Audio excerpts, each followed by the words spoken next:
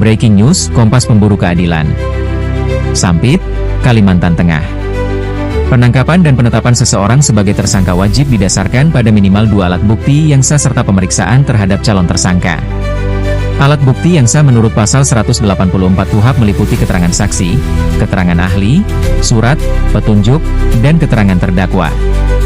Penangkapan dilakukan terhadap seseorang yang diduga keras melakukan tindak pidana berdasarkan bukti permulaan yang cukup.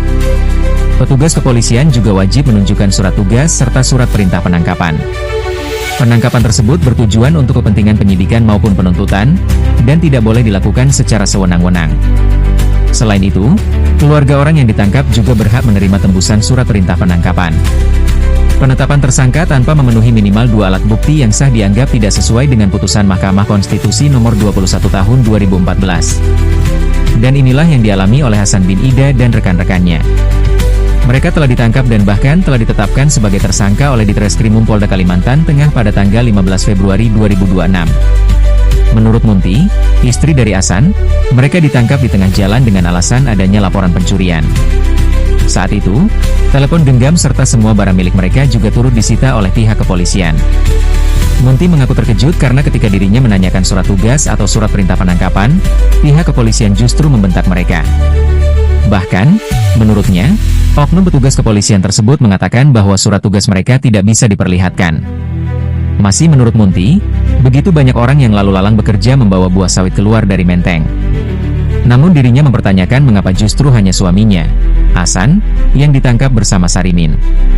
Padahal, menurutnya, surat-surat mobil, SIM, serta izin melintas semuanya lengkap.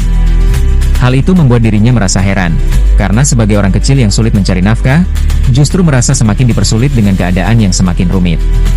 Hasan sendiri merupakan satu-satunya tulang punggung keluarga yang selama ini menunjang kehidupan mereka.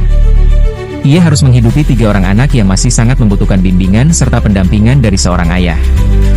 Namun karena saat ini ayah mereka berada dalam tahanan, kondisi tersebut membuat ketiga anaknya sangat syok dan sulit menerima keadaan.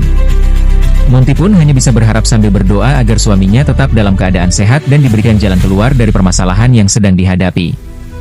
Saat ini, dirinya mengaku sangat kesulitan, terutama dalam hal keuangan. Apalagi kasus suaminya tersebut dinilai belum menunjukkan perkembangan yang jelas. Dengan rasa sedih, Munti menegaskan bahwa apa yang dibawa dalam mobil tersebut merupakan hak serta kepemilikan mereka.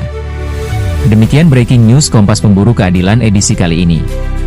Jangan lupa like, komen, dan subscribe agar tidak ketinggalan berita terbaru seputar keadilan dan kepedulian sosial dari seluruh Nusantara. Tim Kompas Pemburu Keadilan, Kalimantan Tengah melaporkan.